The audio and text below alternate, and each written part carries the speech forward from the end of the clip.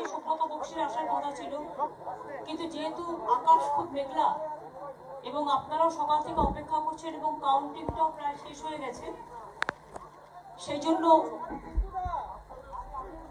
আমি প্রথমে ভবানীপুরের সকল মা ভাই বোনেদের, আমার সকল সহকর্মীদের এবং সারা বাংলার মানুষ, ভারতবর্ষের মানুষ যারা এই রেজাল্টের জন্য অপেক্ষা করছিলেন, তাদের সকলকে আমাদের ধন্যবাদ, কৃতজ্ঞতা, অভিনন্দন এবং সালাম জানাচ্ছি। আপনারা জানেন ভবানীপুরে ভোটার খুব কম এবং এখানে 1,15,000-এর মতো ভোট পোল হয়েছিল টোটাল, এবং তাতে বরঞ্চ জঙ্গিপুর এবং শামসেরগঞ্জে ভোটার সংখ্যা অনেক বেশি এবং ওখানে পোলও হয়েছে 80%, 70%। কিন্তু ভবানীপুরে এটা চিরকালের ধারা।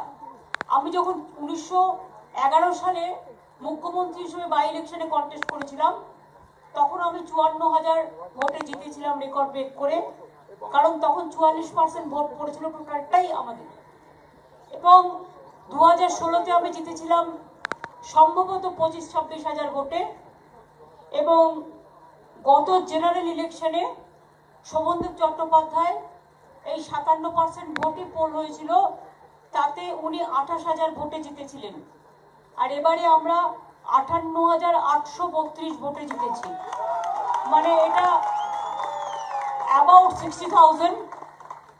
এবং আমি সকল ভোটকর্মী সহ সকলকে, বিশেষ করে একদিকে বর্ষা চলছে, একদিকে কোভিড চলছে, এবং তার মধ্যে ভবানীপুরের মানুষ যেভাবে ভোট দিতে বেরিয়েছেন, বয়োজ্যেষ্ঠ থেকে শুরু করে ছোটরা, এবং অল ল্যাঙ্গুয়েজ, কোনো ওয়ার্ডে আমরা হারিনি।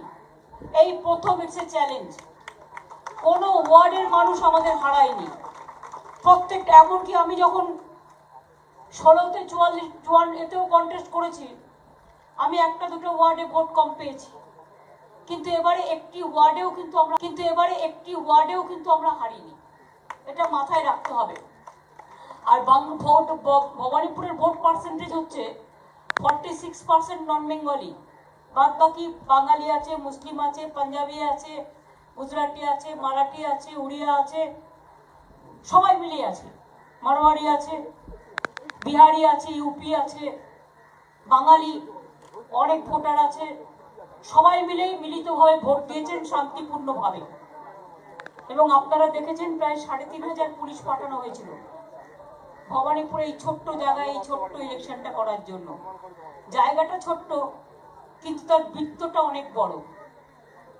আজকে আমার মন ভরে গেছে এই কারণে যে ভবানীপুরের মানুষ দেখিয়ে দিল, সারা বাংলা আজকে ভবানীপুরের দিকে তাকিয়েছিল, এবং সারা বাংলা খুব আঘাত পেয়েছিল যখন সব ইলেকশন আমরা জিতেও একটা ইলেকশনে আমরা জিততে পারিনি। সেটা কোর্টে কেস আছে, কেন জিতিনি, কি জিতিনি, তার অনেক কারণ আছে, সেটা কোর্টে কেস আছে, পরে ডিসাইড হবে, সাবজুডিস বলে বলছি না। অনেক চক্রান্ত চলেছিল, চক্রান্ত অনেক ছিল, সব চক্রান্তকে জব্দ করে দিয়েছেন বাংলার মানুষ, ভবানীপুরের মানুষ।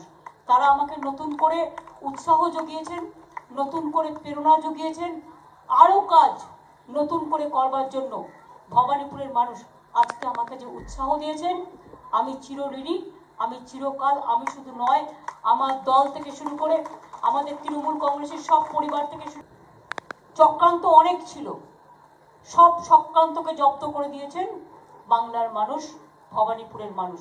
তারা আমাকে নতুন করে উৎসাহ জুগিয়েছেন, নতুন করে প্রেরণা জুগিয়েছেন, আরো কাজ নতুন করে করবার জন্য ভবানীপুরের মানুষ আজকে আমাকে যে উৎসাহ দিয়েছেন, আমি চিরঋণী, আমি চিরকাল, আমি শুধু নয়, আমার দল থেকে শুরু করে আমাদের তৃণমূল কংগ্রেসের সব পরিবার থেকে শুরু করে সারা বাংলার মানুষের পরিবারের থেকে শুরু করে আমরা সকলে তাদের মনে রাখবো।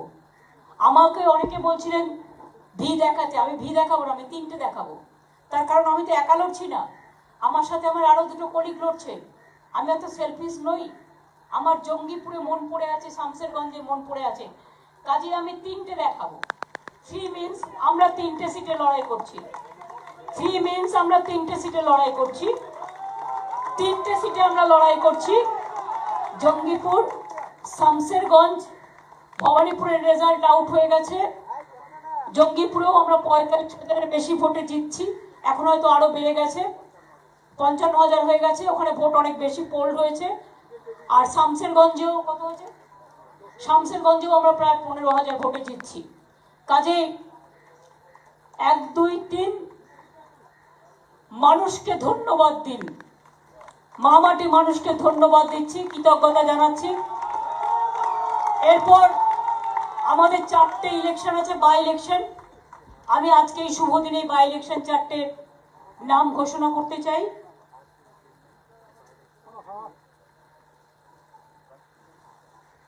শান্তিপুরে আমাদের বাই ইলেকশনে কন্টেস্ট করবে রাজকিশোর গোস্বামী, সরি নামটা একটু ভুল হয়েছে, ব্রজকিশোর গোস্বামী। ওরা গোস্বামী পরিবারের এবং ঠাকুর পরিবারের আর কি ওদের সাথে সম্পর্কিত, সুতরাং খুব ভালো ক্যান্ডিডেট হয়েছে। শান্তিপুরের মানুষের কাছে আমরা আবেদন করবো এবার ভোটটা আমাদের দিন, বিজেপিকে দিয়ে কোনো লাভ নেই, ওর 32 বছর বয়স।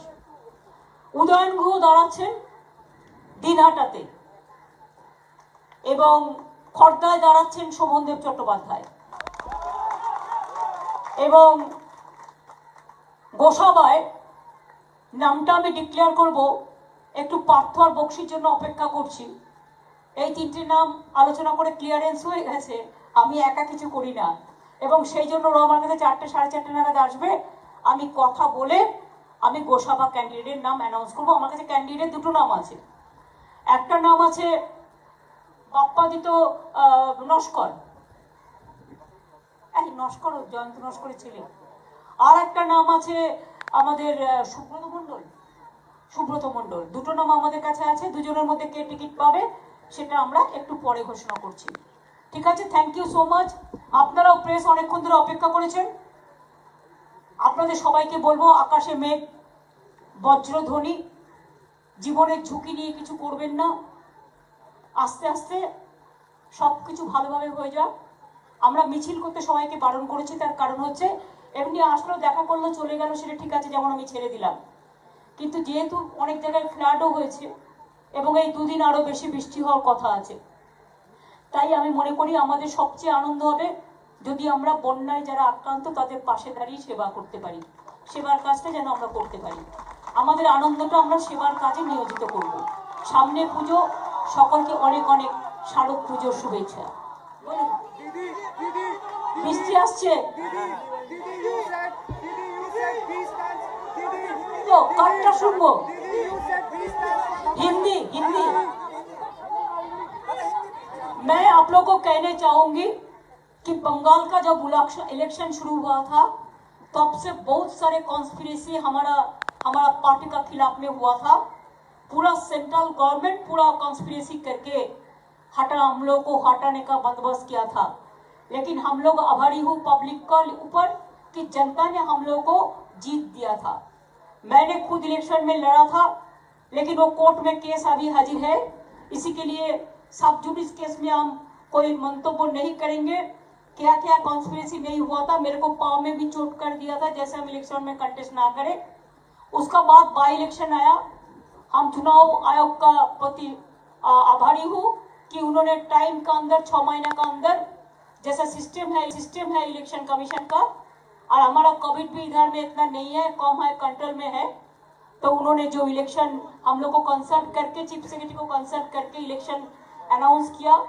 एक साथ में साथ हो जाने से अच्छा ही होता, ठीक है, फिर भी हम कोशिश करेंगे। खाली हमारा इलेक्शन का कमीशन को पास एक ही रिक्वेस्ट रहेगा कि 10 तारीख से 20 तारीख तक हमारा पूजा चलेगा, पैंडल में बहुत सारे जनता आएगा। वो टाइम अगर कैंपेन कोई ओपनली ना करे तो अच्छा है, कैंपेन करना है तो 20 तारीख से करें, 27 तारीख तक, 30 तारीख में इलेक्शन है। हमारा पार्टी का ओर से हम ये चाहेंगे कि पूजा का टाइम पब्लिक को कोई डिस्टर्ब ना किया जाए, कि हमारा ये फेस्टिवल सबसे बड़ा है। हमारा देश का जितना जनता है, जनता का प्यार मोहब्बत मेरे को मिला, आशीर्वाद मिला, दुआ मिला, शुभकामना मिला। मैं सबको धन्यवाद करती हूँ और देखते हैं आसमान का रूप। आप लोग एक काम करो, ऐसा ऐसा घर चले जाओ प्लीज। Thank you.